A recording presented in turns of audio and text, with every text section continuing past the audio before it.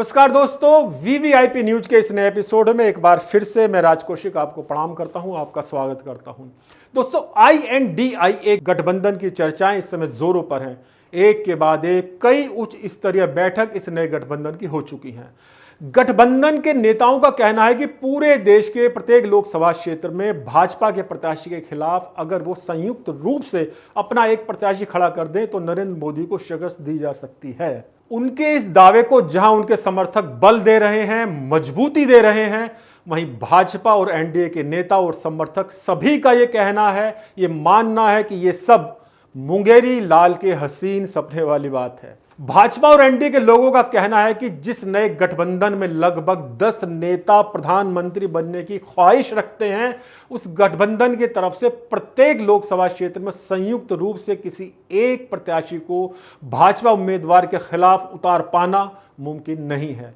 भाजपाइयों की इन बातों को नए गठबंधन के नेता उनकी बौखलाहट और डर बता रहे हैं। दोस्तों, दावे प्रति दावे अपनी जगह हैं। कौन कितने पानी में है ये आने वाला वक्त ही बता सकता है, लेकिन इतना जरूर है कि आज पूरे देश में INDIA गठबंधन की चर्चा है। प्रधानमंत्री नरेंद्र मोदी इसे कभी घमंडिया गठबंधन कहते हैं तो कभी इंडी अलायंस। इस वजह से भी यह नया गठबंधन और ज्यादा चर्चाओं में आ जाता है। मित्रों, जिस तरह से पूरे देश में इस गठबंधन और उसके संभावित प्रत्याशियों की चर्चाएं इस समय चल रही हैं, उसी तरह से राजधानी दिल्ली से लगे गाजियाबाद संसदीय क्षेत्र में भी संभावित प्रत्याशियों के नाम हवाओं में तैर रहे हैं। गाजियाबाद जैसे क्षेत्र में INDIA के कई प्रत्याशियों के नाम चर्चाओं में रहना मेरी नजर में इसलिए बहुत ज्यादा महत्वपूर्ण है क्योंकि यह क्षेत्र पूरी तरह से भाजपा का गढ़ है।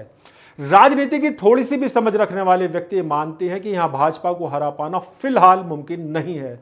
भाजपा के ऐसे मजबूत गढ़ में भी अगर इंडिया गठबंधन के कई प्रत्याशियों के नाम चर्चाओं में हैं, तो समझा जा सकता है कि बाकी क्षेत्रों में स्थिति कैसी होगी। आगे बढ़ने से पहले मैं कुछ संभावित नाम आपके सामने रख दूं जो इंडिया गठबंधन के प्रत्याशी के तौर पर भाजपा के खिलाफ चुनाव लड़ सकते हैं। इनमें प्रमुख नाम है जनता दल यूनाइटेड के राष्ट्रीय महासचिव एवं मुख्य प्रवक्ता पूर्व सांसद केसी त्यागी, राष्ट्रीय लोकदल के राष्ट्रीय महामंत्री संगठन त्रिलोक त्यागी, कांग्रेस के पूर्व विधायक के शर्मा और कांग्रेस की प्रवक्ता डोली शर्मा। इनके अलावा भी कुछ नाम हैं जिनके समर्थक उन्हें आगे बढ़ाने का प्रयास करते रहते हैं। मित्रों, जैसा कि मैंने कहा है, भाजपा के गाजियाबाद जैसे मजबूत गढ़ में भी अगर इंडिया गठबंधन के कई प्रत्याशियों के नाम चर्चाओं में हैं, तो समझा जा सकता है कि बाकी क्षेत्रों में स्थिति कैसी चल रही होगी। इस बात को भी भाजपा, एनडीए और नए गठबंधन के लोग अपने अपने पक्ष में भुनाने की कोशिशों में लगे हुए हैं। नए गठबंधन के नेताओं का कहना है कि गठबंधन की लोकप्रियता के कारण ही एक एक सीट पर कई कई प्रत्याशी चुनाव लड़ना चाह रहे हैं। गठबंधन के दावेदार जानते हैं कि इस समय भाजपा के खिलाफ माहौल बन रहा है, जिसका फायदा उठाते हुए वो चुनाव जीत सकते हैं। दूसरी तरफ भाजपा एनडीए के नेताओं का कहना है कि जितने अधिक दावेदार होंगे उतना ही चुनाव में गठबंधन के प्रत्याशी के विरोध और भीतरघात की संभावनाएं बढ़ेंगी। किसी सीट पर अगर 4-5 प्रत्याशी चुनाव लड़ने के इच्छुक हैं तो जाहिर है टिकट तो किसी एक को ही मिलेगा। उस स्थिति में बाकी समर्थक उदास और निराश होकर घर बैठ सकते हैं। इसका सीधा फायदा भाजपा एनडीए के उम्मीदवार को होगा। दोस्तों, आइए अब बात करते हैं गाजियाबाद में INDIA के संभावित प्रत्याशियों के बारे में।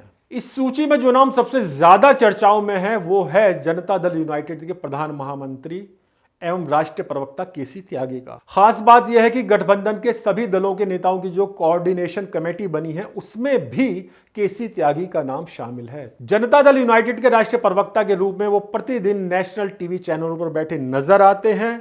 अपनी बात को बहुत ही तर्कपूर्ण ढंग के साथ कहने में केसी त्यागी को बहुत महारत हासिल है और बड़ी बात, भाजपा और एनडीए का विरोध भी वो करते हैं तो तर्कों के साथ।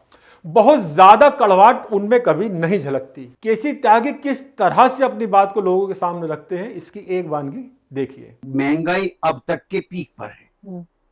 जो 2 करोड़ रोजगार, 3 करोड़ रोजगार का वायदा कहते एकदम झूठा, किसी को रोजगार नहीं मिल रहा, छटनी हो रही है। और द वर्स्ट इज वर्स्ट, जितनी पब्लिक सेक्टर अंडरटेकिंग थी, मैं उसका मेंबर रहा हूं इसलिए आपसे ऑन रिकॉर्ड कहना चाहता हूं कि एयरपोर्ट अथॉरिटी ऑफ इंडिया ये कभी भी घाटे का उपक्रम नहीं था। इसको बेच दिया, कोई चीज बची नहीं है तो जो बेचने के लिए बची हो देश में।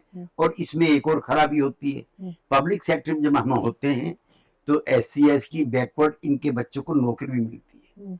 जब ये चीजें प्राइवेटाइज हो जाती हैं तो वहां को रिजर्वेशन भी नहीं है, लिहाजा जो वीकर सेक्शन ऑफ सोसाइटी है उनके भी क्लास इंटरेस्ट पे या कास्ट इंटरेस्ट पे ये सीधा साधा हमला है। तमाम राष्ट्रीय समाचार पत्रों में समसामयिक विषयों पर संपादकीय पृष्ठों पर केसी त्यागी के लेख भी बराबर छपते रहते हैं। उनको एक विचारों से परिपूर्ण राजनीतिज्ञ कहा जा सकता है। गाजियाबाद में जनता दल यूनाइटेड का कोई जनाधार नहीं है, ये कड़वा सच है। लेकिन दूसरा सच ये भी है कि गाजियाबाद के सभी राजनीतिज्ञों में सबसे ज्यादा चर्चित और सक्रिय नाम केसी त्यागी का वर्षों से है और आज भी बना हुआ है। केसी त्यागी 1974 से राजनीति के मैदान में सक्रिय हैं। 1984 में पहली बार हापुड़ गाजियाबाद सीट से लोकसभा चुनाव लड़े। 1989 में हापुड़ गाजियाबाद लोकसभा क्षेत्र से कांग्रेस के भूतप्रिय मौर्य जैसे बड़े नेता को 33,254 मतों से हराकर वो लोकसभा में पहुंचे थे। हालांकि अगला लोकसभा चुनाव भाजपा के रमेश चंद्र तोमर से वो लगभग 24,000 वोटों से हार गए थे। 2003 में भारत सरकार के उपक्रम सेंट्रल वेयरहाउस यानी केंद्रीय गोदाम निगम के वो अध्यक्ष भी रहे। 2013 में केसी त्यागी बिहार से राज्यसभा के सदस्य के रूप में भी चुने गए।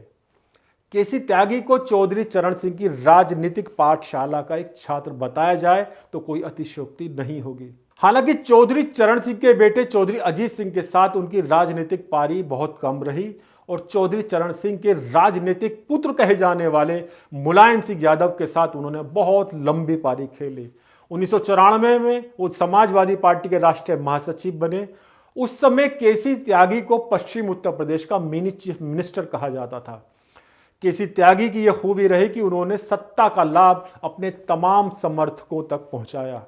इसी वजह से आज भी उनके साथ राजनीतिक रूप से सहयोग करने वाले लोगों की बड़ी टीम नजर आती है। समाजवादी पार्टी में अमर सिंह का वजन जरूरत से ज्यादा बढ़ने के बाद उन्होंने केसी त्यागी को किनारे लगाने की कोशिश की और राजनीति का वो काला दिन भी केसी त्यागी ने देखा जब उन्हें समाजवादी पार्टी से निष्कासित कर दिया गया था। उसके बाद केसी अपने पुराने साथी नीतीश कुमार के साथ आए और आज तक उनके साथ ही बने हुए हैं।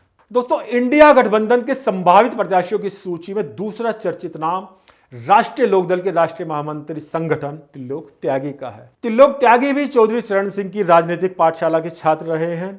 उनसे जुड़ी विशेष बात यह है कि अब तक का लगभग पूरा राजनीतिक जीवन उन्होंने चौधरी चरण सिंह के परिवार के साथ ही बिताया है। कुछ समय के लिए वो समाजवादी पार्टी में आए थे और मुलायम सिंह यादव ने उन्हें राष्ट्रीय महासचिव बनाया था, लेकिन उससे पहले और उसके बाद से लेकर अब तक वो चौधरी चरण सिंह के परिवार के साथ ही जुड़े हुए हैं। चौधरी अजीत सिंह के समय में भी उनके विश्वसनीय लोगों में वो शामिल थे और अब जयंत चौधरी के समय में भी उनका पार्टी में पहले की तरह ही सम्मान है। किसान परिवार से आए त्रिलोक त्यागी छात्र राजनीति में भी सक्रिय रहे। विधानसभा और लोकसभा के कई चुनाव वो लड़ चुके हैं, लेकिन उनके हिस्से में कभी जीत हासिल नहीं हुई। उन्हें जमीन से जुड़ा फक्कर टाइप नेता कहा जाता है। पिछले दिनों नोएडा के बहुचर्चित श्रीकांत त्यागी कांड के दौरान जब सारा सरकारी सिस्टम श्रीकांत के खिलाफ था, तब श्रीकांत के परिवार के साथ खुलकर खड़े होने के कारण त्रिलोक त्यागी बहुत ज्यादा चर्चाओं में रहे थे। उनके ये बयान बहुत चर्चित हुए थे कि श्रीकांत त्यागी तो भाजपा का एजेंट है, उसके साथ जो करना है भाजपा सरकार जाने, लेकिन उसके परिवार के किसी सदस्य को राष्ट्रीय लोकदल परेशान नहीं होने देगा। श्रीकांत त्यागी के परिवार के समर्थन में आंदोलन में भी त्रिलोक त्यागी ने महत्वपूर्ण भूमिका निभाई थी। कहा जाता है कि इस वजह से पश्चिम उत्तर प्रदेश में त्यागी समाज का रुझान राष्ट्रीय लोकदल की तरफ हुआ, जिसका फायदा खतौली विधानसभा उपचुनाव में राष्ट्रीय लोकदल के प्रत्याशी मदन भैया को हुआ और वो चुनाव जीत गए।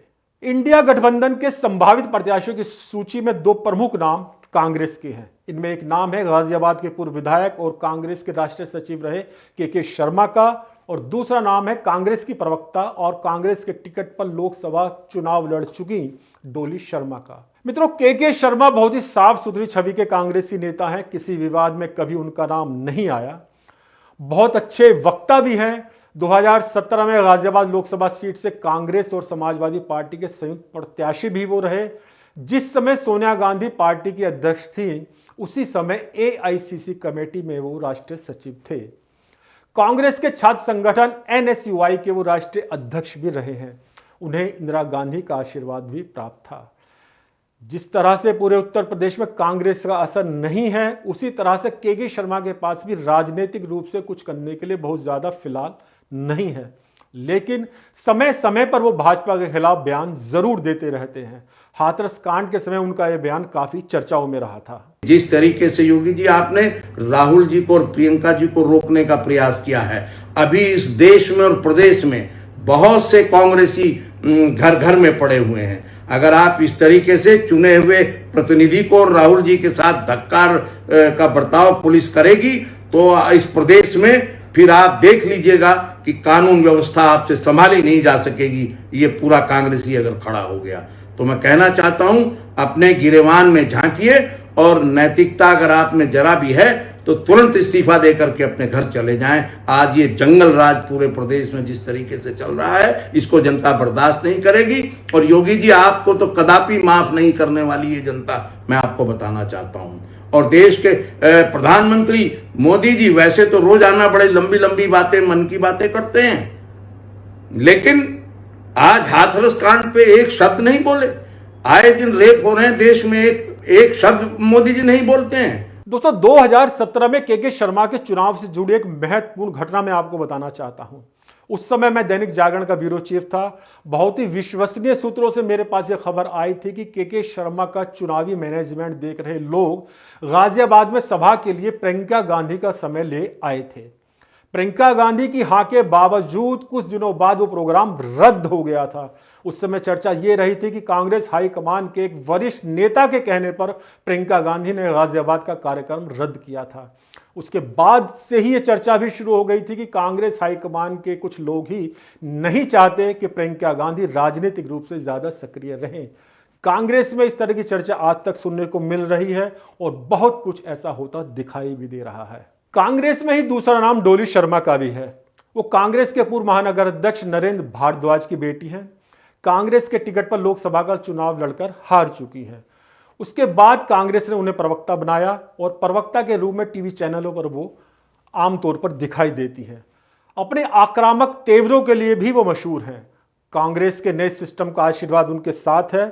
हालांकि कई बार वो बहुत ज्यादा आक्रामक दिखाई देती हैं, तो लोग ये जरूर कहते हैं कि अपने पिता नरेंद्र भारद्वाज जैसी सौम्यता अगर वो कुछ ले लें तो राजनीति में काफी आगे जा सकती हैं। इस परिवार का गाजियाबाद में राजनीतिक वजूद क्या है, इसे इस बात से समझा जा सकता है कि पिछले दिनों इस परिवार में हुई एक दुखद घटना के बाद मौजूदा भाजपा सांसद और केंद्रीय राज्य मंत्री वीके सिंह भी इनके घर गए थे। जैसा कि मैंने कहा, कांग्रेस के नए सिस्टम का आशीर्वाद डोली शर्मा के साथ है। बहुत से होर्डिंग शहर में देखे जा सकते हैं और डोली शर्मा कि सोशल मीडिया को भी देखा जाए तो इस फोटो के कारण डोली शर्मा बहुत ज्यादा चर्चाओं में बनी हुई हैं। दोस्तों, इन 4 नामों के अलावा भी कुछ लोग कोशिश में हैं कि भाजपा के खिलाफ इंडिया गठबंधन से वो चुनाव लड़ें। इनमें एक नाम पूर्व सांसद सुरेंद्र गोयल के बेटे सुशांत गोयल का भी है। गाजियाबाद की राजनीति में सुरेंद्र गोयल का हमेशा एक महत्वपूर्ण स्थान रहा है। समाजवादी पार्टी से सुरेंद्र कुमार मुन्नी का नाम चर्चाओं में है। गाजियाबाद की राजनीति में सुरेंद्र कुमार मुन्नी का नाम किसी परिचय का मोहताज नहीं है। आम आदमी पार्टी का कोई नाम ज्यादा चर्चाओं में नहीं है, जबकि दिल्ली में आम आदमी पार्टी की सरकार होने के कारण माना जाता है कि थोड़ा प्रयास आम आदमी पार्टी अगर गाजियाबाद में करे तो उसके अच्छे परिणाम सामने आ सकते हैं। भगवान जाने क्या कारण है कि आम आदमी पार्टी ने इस तरह के प्रयास गाजियाबाद में कभी किए ही नहीं। तो मित्रों, आज के एपिसोड में बस इतना ही। ये एपिसोड आपको कैसा लगा अपने कमेंट्स जरूर लिखें और सब्सक्राइब करना बिल्कुल ना भूलिएगा। VVIP news. नमस्कार।